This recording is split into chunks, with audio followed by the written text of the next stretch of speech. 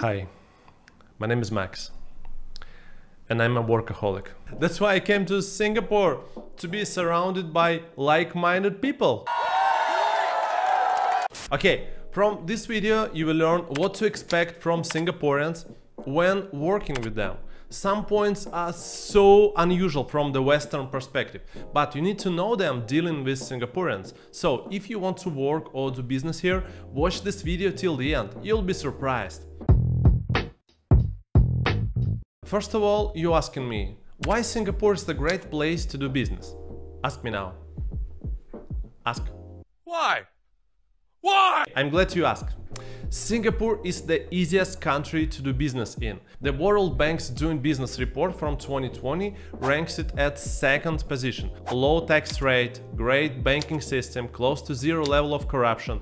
2 hours later. Stable political climate, very international environment, and of course it's the most English-speaking country in Asia. So overall it's one of the most ideal places on earth to build your career or start your company. But there are important things you need to know before you come here for business.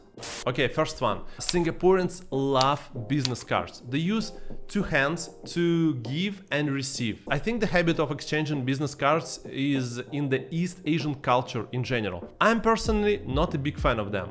Business cards, I mean, not East Asians. I love East Asians. I so used not to carry business cards with me at all due to the nature of my business. We are in ad tech business. We help people to become bloggers and use social media to grow their businesses. In this industry, it's always easier to just add each other on Instagram compared to carrying around a pile of business cards. Moreover, looking at someone's Instagram, you know much quicker what type of food your new friend likes and how amazing his life is. And what's also wrong with business cards, let's be honest, you throw them away when you come home. Or it's just only me who does it.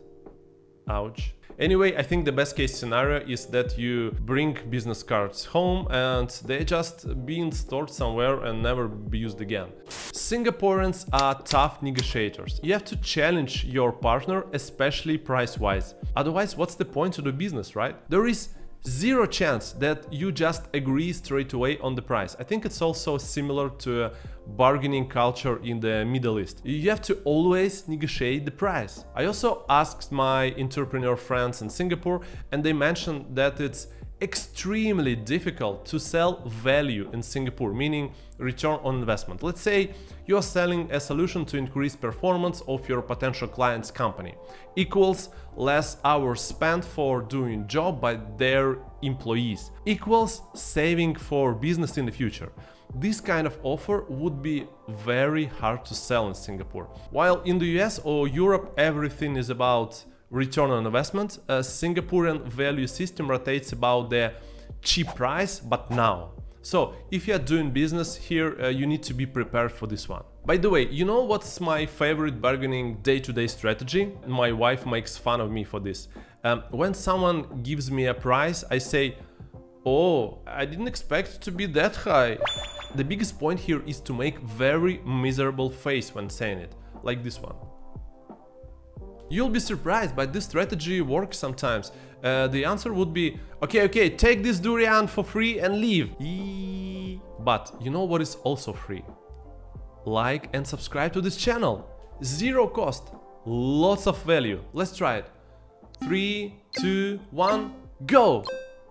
Like, subscribe, yeah, notification bell, yeah. Check your phone now, check. Any text message for the bank transaction on your card? No? Yeah? Sorry, that's not me. Alright, this one is totally unexpected. Despite Singapore is the high-tech country, the importance of a wet signature with the ball pen is huge. And if you are dealing with some of the ministries, you have to do it in blue color. Wow, I don't know, maybe it's British heritage. If you know why it's like that, leave a comment below. Dress code. Oof, it's a brutal one, as it's so hot in Singapore. If you go to the CBD business district, you'll see a lot of people wearing suits, and that's cruel. Singapore is a business city at heart, so suits and ties are the norm. I guess the best advice here would be to try not to be too sweaty, otherwise your business meeting will end earlier than you expected.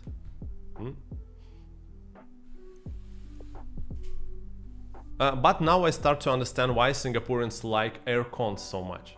In Singapore, you are expected to eat together, to share a meal with your business partners.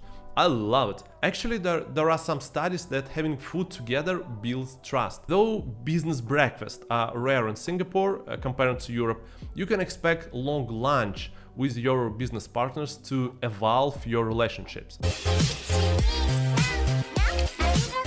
But not only lunch, dinner as well, and be prepared to drink if needed, not with Malay partners though. So be ready for a drink or two, and sometimes you can even end up singing in some nice and shiny lounge. Okay, let's go to the next point.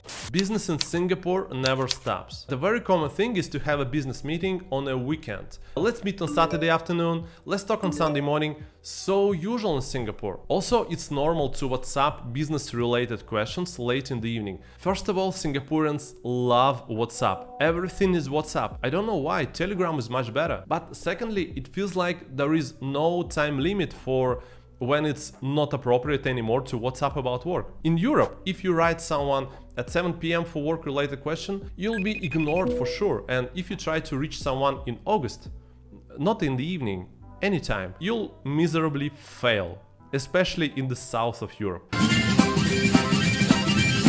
Much more relaxed working culture. Okay, next one is the serious one. Never underestimate the value of saving or losing face. It's the big thing in Singapore, so you don't want to cause your business partner lose his face. Especially, you have to remember to treat with respect three kinds of people: elderly, people with status or power, and Karen who refused to wear mask at MBS. Okay, let's talk more about the second one. Recognizing someone who is the boss and giving him much more attention than to the others. Of course, it's not only in Singapore like this, but in Western culture, I would say it's more normal if, for example, a boss gives a chance to speak up to his junior. Even sometimes subordinates can challenge their boss. What? Still, the boss will not like it, especially if it's in front of the crowd. But in Singapore, it's a 100% no-no. In general, in Singapore, etiquette is sharply distinguished between formal and informal settings. Thus, business etiquette is very different from the general one. In a work-related environment, Singaporeans are more calm, official, and from Western perspective, even shy. However, Singaporeans are much more open and chill with friends when not at work. So if you're a foreigner watching this video and you want to do business in Singapore, just learn these rules of how things are done here. Be patient if making a deal takes time, and just makan and have a good chat and laugh with your Singaporean partners. Then who knows, in 10 years you can make a fortune doing business in Singapore and then finally buy your Honda Vezel. See ya!